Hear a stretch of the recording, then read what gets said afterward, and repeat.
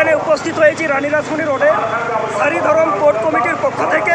আজকে একটা মাত্র দাবিকে আমরা সামনে এনেছি যে এই আমরা সাঁওতাল জাতি, আমাদের নিজস্ব একটা ধর্ম আছে সারি ধর্ম, সেই সারি ধর্মের কোড যাতে স্বীকৃতি পায়, কলাম কোড স্বীকৃতি পায় সেই দাবিতে, এবং সেই দাবিটা বিধানসভাতে বিল আকারে পাস করতে হবে, এই দাবিকে সামনে রেখে আজকে সারি ধর্মের সন্তানরা, সাঁওতাল মানুষজন এখানে জমায়েত হয়েছে।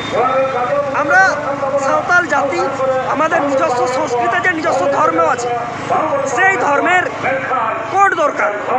সেই সারি ধর্ম কোড পাওয়ার জন্য যে আন্দোলন চলছে, তার একটা পদক্ষেপ বা তার একটা ধাপ হচ্ছে বিধানসভাতে সারি ধর্ম কোড বিল পাস করা।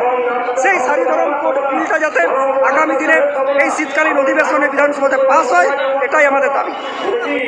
সামাজিক অবস্থান থেকে কোনো রাজনৈতিক দৃষ্টিভঙ্গি নিয়ে বলছি না, কিন্তু সাঁওতাল মানুষজন, সারি ধর্মের সাঁওতালদের যে দাবি, এ দাবি করে মামুলি দাবি নয়, এটা জাতিসত্তার দাবি, নিজস্বতার দাবি, একটা বিশ্বাসের দাবি, আদর্শের দাবি। সেই দাবিটা যদি সরকার মান্যতা না দেয়, আগামী পঞ্চায়েত ইলেকশনে তার প্রভাব পড়বে। এই কারণে, কারণ এটা পরিচিতি সত্তার লড়াই, এটা জাতিসত্তার লড়াই, এবং তার জন্য এই সরকার যদি না এই বিষয়টা না দেখে, আগামী দিনে এর প্রভাব উত্তরবঙ্গ থেকে দক্ষিণবঙ্গ এলাকায় এলাকায় প্রভাব পড়বে। বললাম আমরা আদিবাসীদের মধ্যে আমরা সাঁওতাল, আমরা সারি ধর্ম সন্তান। এখন আদিবাসীদের মধ্যে কে কোন ধর্ম চাইছে, সে দায়িত্বটা আমরা নিতে পারি না, কিন্তু আমার ধর্ম আমাকে হাজার হাজার বছর ধরে শিখিয়েছে তুমি সারি ধর্ম সন্তান। আমার ধর্ম আমাকে শিখিয়েছে সারি ধর্মের তুমি পথ চলছো। আমার ধর্ম আমাকে শিখিয়েছে এই সারি ধর্মকে কেন্দ্র করে তোমার সমাজ জীবন। এই সারি ধর্ম একটা আইডিওলজি, এই সারি ধর্ম একটা আদর্শ। তাই আমরা সন্তানরা সারি ধর্মের স্বীকৃতি চাইছি। বললাম অনেক আপনাদের বিধায়ক আছে, সাংসদ আছে, তারপরেও আপনি লাঞ্ছনা লজ্জিত, আপনি বঞ্চিত বলছেন।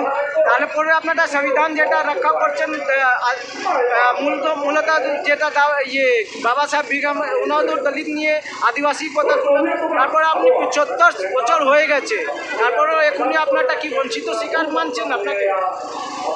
আজকে যে বিষয়ের দাবি, এই দাবিটা আমাদেরকে এখানে মাইক ধরে বলতে হতো না। যদি আমাদের সম্প্রদায়ের বলুন, আমাদের জাতিগোষ্ঠীর বলুন, যারা এমএলএ হয়েছেন, তারা যদি নিজেদের দায়বদ্ধতা পালন করতেন, ওনারা যদি বিধানসভার ভিতরে, এই বিধানসভার ভিতরে ওনারা সারি ধর্মের স্বীকৃতির জন্য যদি কথাবার্তা বলতেন, বিল উত্থাপনের যে উদ্যোগ নিতেন, তাহলে এইসব মানুষকে এখানে আসার দরকার ছিল না। ওনারা নিজেদের অযোগ্যতা প্রমাণ করেছেন, ওনারা যে অযোগ্য তা প্রমাণ করেছেন, তার জন্য আমাদেরকে মাইক ধরতে হচ্ছে। ওনারা ওনাদের দায়বদ্ধতা পালন করতে পারেননি। আজকে জনপ্রতিনিধি নির্বাচন আমাদের সমাজ থেকে গেছে, মানুষ নির্বাচন করেছে, সেখানে আমি আপনি কে রামসাম যদুম তো যেই যাক, কিন্তু আমাকে তো আমার দায়বদ্ধতা পালন করতে হবে। সাঁওতাল মানুষ দাবি তুলছে, সেই দাবিটা বিধানসভার ভিতরে তোলা দরকার ছিল, সেটা কিন্তু হচ্ছে।